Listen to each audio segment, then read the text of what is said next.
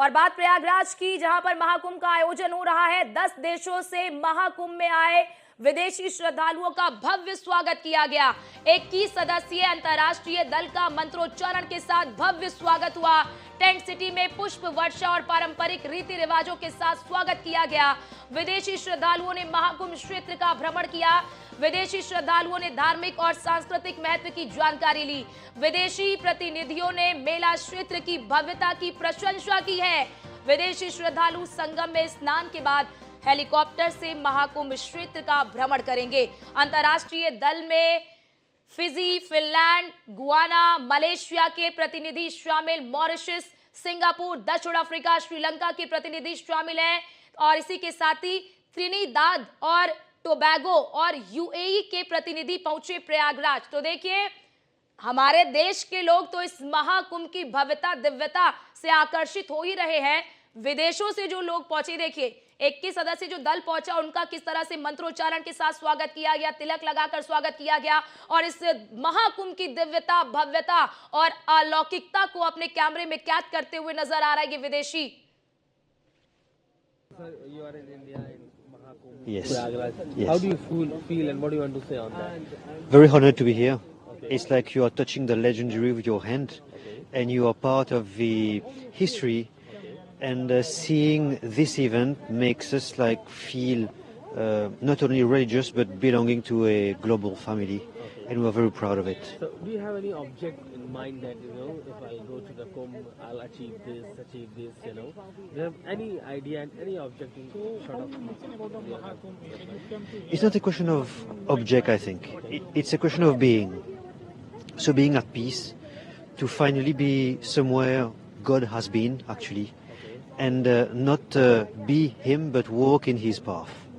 This is the aim of being here for every individual from their own countries coming here, I think. You are in India, in Mahakumbh, Prayagraj. Yes. How do you feel? What do you want to say on that? It's such an honor, and I'm very happy to be part of those 400 million people, 400 million devotees, celebrities, politicians, tourists who are going to be here for the pilgrimage. I'm very honored. You are here in Prayagraj, Mahakumbh. What do you want to say on that? It's a dream come true. Okay. I've waited for this day to come all my life. Okay. And I'm here and I'm very happy. Okay. All right. I am the 5th generation. Okay. My forefathers would have left these shores of India, went all the way to South America. Okay. And 187 years later, I'm the first from my pariwar to make it back to motherland. Jai Hind, and I'm so happy. बहुत excited हुई है। कुंभ में अलिया था, गंगा में डुबकी लगाए हुए कि न लगाए हुए, इतना आदमी है, 40 करोड़ से भी ज्यादा आदमी है, तो देखो क्या हुआ है। What do you want to say about Mahakumbh and how do you see this? This is an incredible place, first of all. Okay. पहली बार है हम आ रहे हैं, Okay. बहुत मजा आ रहा है पहली बार. Okay. And to be here for this incredible occasion is a huge honor. Our international delegation that's come from across the world for this special event is unlike any other, and so we are extremely happy to be here. और हमारे साथ हमारी सहयोगी अर्चना कौशल हमारे साथ संगम तट से live जुड़ चुकी हैं। अर्चना, आज ये जो विदेशी आए हुए हैं, 21 सदस्यीय दल जो आया हुआ है, ये वहां पर स्नान करेंगे, कब स्नान करेंगे?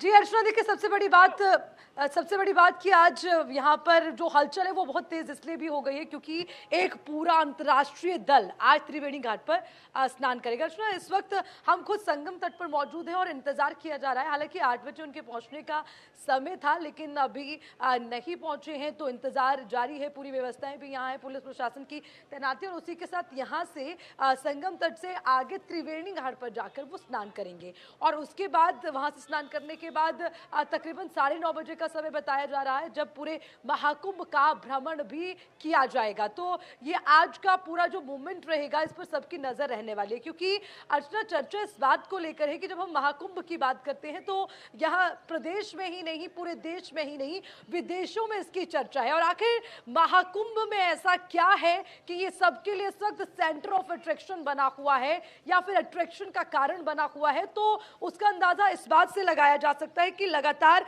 यहाँ पर विदेशी श्रद्धालुओं के पहुंचने का सिलसिला जारी है। तो अर्चना, ये खास मौका होगा जब यहाँ पर स्नान करते हुए ये एक अंतर्राष्ट्रीय दल नजर आएगा। हालांकि 8 बजे का समय था, लेकिन थोड़ा सा और अभी जो कार्यक्रम है ये डिले हुआ है अर्चना, तो इंतजार कर रहे हैं और हम भी संगम घाट पर ही मौजूद है ताकि जब वो यहाँ से मूवमेंट करें तो उस नज़ारे को भी कैप्चर किया जाए। और अर्चना, बहुत खास हो जाता है कि जब हमारे देश की धरती, हमारे प्रदेश उत्तर प्रदेश में महाकुंभ का महादिव्य आयोजन हो रहा है, तो उसको लेकर विदेशों से लोग यहाँ पर इसे देखने के लिए, इसका साक्षी बनने के लिए पहुंच रहे हैं। तो ये आज का दिन अपने आप में काफी महत्वपूर्ण होगा, लेकिन अपडेट यही कि आज सबसे पहले त्रिवेणी में स्नान करते हुए नजर आएंगे और उसके बाद तकरीबन 9:30-10 बजे के बाद सर्वेक्षण करते हुए वो नजर आएंगे। बिल्कुल बिल्कुल, देखिए अर्चना, यही वो समय है और इसीलिए तीर्थराज कहा जाता है प्रयागराज को, और इस वक्त सनातन का केंद्र बिंदु बना हुआ है प्रयागराज, और यही वजह है कि जो भी लोग यहाँ पर आ रहे हैं वो खुद को अभिभूत महसूस कर रहे हैं और काफी अपने आप को ये मान रहे हैं कि वो इस पल के साक्षी बन रहे हैं, क्योंकि ये एक स्वर्णिम पल है और इतिहास में स्वर्णिम अक्षरों में दर्ज भी होगा। जरा अर्चना, क्योंकि आज से जानकारी भी मिली कि सांस्कृतिक महाकुंभ का भी आयोजन हो रहा है, आज से वहां पर संगीत का भी समागम शुरू होने वाला है। बिल्कुल अर्चना, क्योंकि आज महाकुंभ का चौथा दिन है और लगातार एक के बाद एक तमाम कार्यक्रम यहाँ पर नजर आ रहे हैं और इस कार्यक्रम को लेकर भी तमाम तैयारियां की गई हैं। ये भी एक अद्भुत जो तस्वीर है वो महाकुंभ से निकलकर सामने आई है। अर्चना, ये इसलिए भी महत्वपूर्ण है क्योंकि महाकुंभ का हर एक दिन खास है, चाहे वो अमृत स्नान से हुई शुरुआत की बात हो या फिर उसके अगले दिन 6 करोड़ के पार पहुंचते हुए यहाँ श्रद्धालु स्नान करते हुए जयकारों के साथ पहुंचे, या फिर आज के इस कार्यक्रम की बात की जाए तो ये भी अपने आप में भव्य होने वाला है। और ऐसे अनेकों तस्वीरें हैं अर्चना जो महाकुंभ को खास बनाती हैं और इस महाकुंभ से निकलती हुई ये हर तस्वीर बिल्कुल। जरा अर्चना ये भी बताइए, क्योंकि देखिए अर्चना, बिल्कुल हर दिन की तस्वीर जो है वो बेहद खास हो रही है और इसीलिए देखिए जो लोग अभी प्रयागराज नहीं भी पहुंच पा रहे हमारे दर्शक, वो आपके माध्यम से और हमारे चैनल के माध्यम से उन तक तस्वीरें भी पहुंच रही है और जानकारी भी पहुंच रही है। अर्चना, हम अमृत स्नान के समय तो देखते हैं कि करोड़ों की संख्या में भीड़ वहां पर पहुंचती है स्नान के लिए। अब बात कर ले हम सामान्य दिनों की, तो सामान्य दिनों में श्रद्धालुओं का क्या आंकड़ा रहता है? अर्चना, देखिए यहाँ पर कोई भी दिन सामान्य इस वक्त नजर नहीं आ रहा क्योंकि जो आंकड़ा है वो लगातार बढ़ता जा रहा है। अमृत स्नान की बात इसीलिए अर्चना महत्वपूर्ण हो जाती है क्योंकि अमृत स्नान का समय रहा था, उस समय में तमाम श्रद्धालु यानी कि 3.5 करोड़ के आसपास श्रद्धालु एक साथ साधु संतों के पास स्नान के लिए उतरे थे संगम घाट पर, त्रिवेणी घाट पर। लेकिन उसी के साथ सारा दिन भर लोग यहाँ पर आते हैं संगम तट पर या त्रिवेणी संगम पर पहुंचते हैं और स्नान करते हैं, तो ये कुछ समय का आंकड़ा जारी किया जाता है, लेकिन ये आंकड़ा लगातार पहुंच रहा है। अब सामान्य दिनों की अगर बात करें अर्चना, तो सामान्य दिनों में भी यहाँ पर श्रद्धालुओं के पहुंचने का सिलसिला लगातार जारी है क्योंकि सभी की ओर से अलग अलग उनकी ट्रेनों का समय है, यहाँ पहुंचने का समय है। तो आप ये माने अर्चना कि यहाँ सारे दिन भर हलचल रहती है, जो श्रद्धालुओं का जन सैलाब है वो थमने का नाम नहीं लेता। हम सुबह जब 6 बजे सड़कों पर उतर जाते हैं अर्चना देखने के लिए कि शायद भीड़ थोड़ी कम होगी या फिर अभी सड़कें खाली होंगी, तो ऐसा कोई नजारा नजर नहीं आता। सुबह से ही सड़कों पर कोई संगम घाट की ओर जा रहा है, कोई महाकुंभ क्षेत्र की ओर जा रहा है, कोई अखाड़ों की तरफ रुख कर रहा है। तो ऐसी तमाम अलग अलग जगहों से सुबह से ही यहाँ श्रद्धालुओं का जन सैलाब उमड़ जाता है। तो अर्चना, ये सामान्य दिनों में हम ये उम्मीद करें कि भीड़ थोड़ी कम रहेगी, ऐसा यहाँ बिल्कुल नहीं है। लगातार जो आंकड़ा है वो बढ़ता चला जा रहा है। बिल्कुल। और क्योंकि देखिए अर्चना, कल भी सीएम योगी आदित्यनाथ ने इसको लेकर बैठक भी की है, क्योंकि देखिए मौनी अमावस्या का जो स्नान है वो काफी बड़ा स्नान माना जाता है। उस मौनी अमावस्या के स्नान का अपना बड़ा महत्व है। ऐसे में 8 से 10 करोड़ के श्रद्धालुओं के आने की संभावना जताई जा रही, उसके लिए क्या व्यवस्थाएं की जा रही है?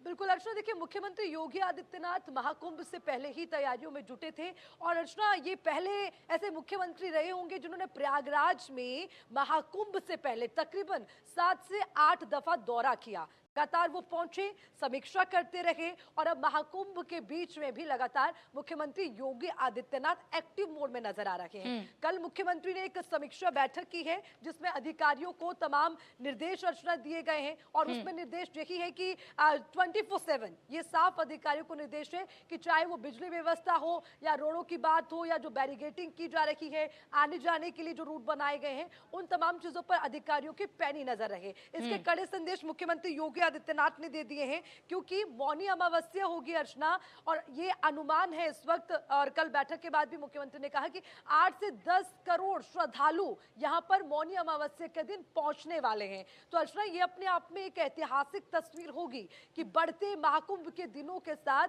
ये आंकड़ा भी बढ़ता जा रहा है। बिल्कुल। और अर्चना, शटल बस की बात कर ले, क्योंकि आपने भी जिक्र किया था अमृत स्नान के समय, आपने भी जिक्र किया था कि जो शटल बसें हैं वो बड़ी संख्या में चलाई जा रही हैं। तो फिलहाल मौजूदा समय का आंकड़ा क्या कहता है कि शटल बसें जो है वो क्या केवल अमृत स्नान के समय पर ही चल रहे हैं या फिर ये पूरे महाकुंभ में चलता रहेगा? जब तक 45 दिनों तक इसका आयोजन है, 45 दिनों तक ही चलता रहेगा। अर्चना, देखिए, व्यवस्थाओं को बेहतर बनाने के लिए शटल बसों का प्रावधान किया गया है।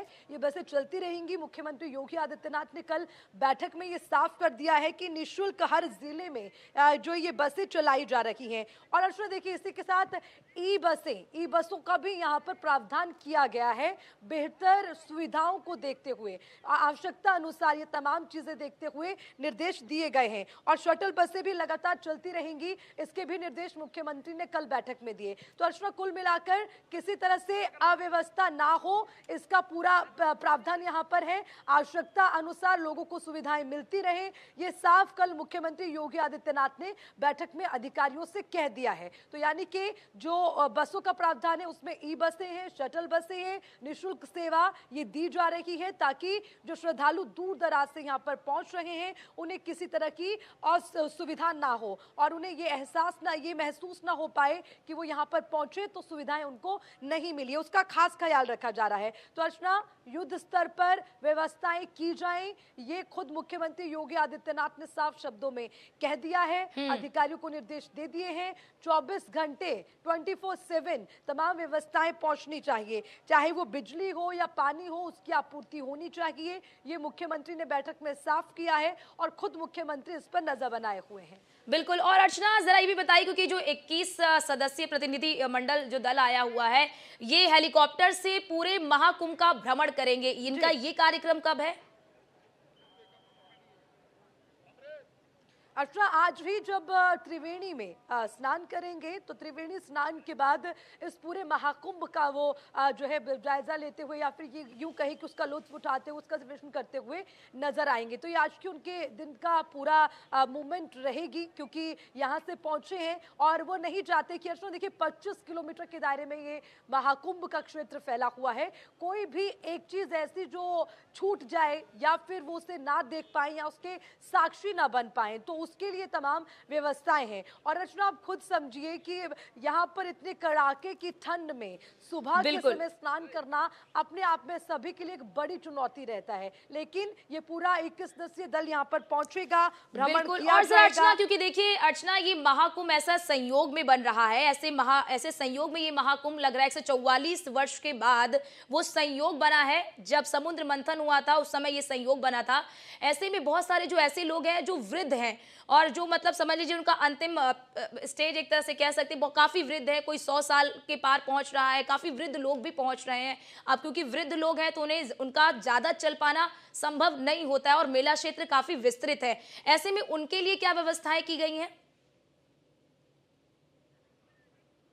अर्चना, देखिए, मैं सबसे पहले, क्योंकि आपने वृद्धों का जिक्र किया है और यहाँ पर हम संगम तट पर है, एक तस्वीर क्योंकि मेरे सामने मैं देख पा रही हूँ। आप देखिए, यहाँ से नीचे उतरना इन सीढ़ियों में, लेकिन उसके लिए पूरी जद्दोजहद है यहाँ पर। अगर आप इन तस्वीरों के माध्यम से देख पा रही होंगी, बुजुर्ग महिला हैं, लेकिन उन्हें अपनी उम्र से ज़्यादा इस बात का खास ख्याल है कि भैया ये जो महाकुंभ है ये अपने आप में बहुत खास है और मैं जाऊँगी संगम तट पर, वहाँ स्नान कर वापस लौटूंगी। ये सुबह की पहली तस्वीर होगी। आप सीढ़ियों में देख पाएंगे कितनी मुश्किल से जो महिला है वो उतर पा रही है, लेकिन ये तय है कि अर्चना ये जो 144 वर्षों के बाद ये संयोग बना है और ये महाकुंभ का मौका आया है, इसके साक्षी हम हैं, हम सौभाग्यशाली हैं और जो लास्ट पीढ़ी है, जैसे कि आपने कहा। बिल्कुल बिल्कुल अर्चना, ये बहुत ही सौभाग्य की बात है कि हमारी पीढ़ी में ये संयोग बना है और हम सभी इसके साक्षी बन रहे हैं। बहुत शुक्रिया अर्चना आपका हमारे साथ जुड़ने के लिए, महत्वपूर्ण तस्वीर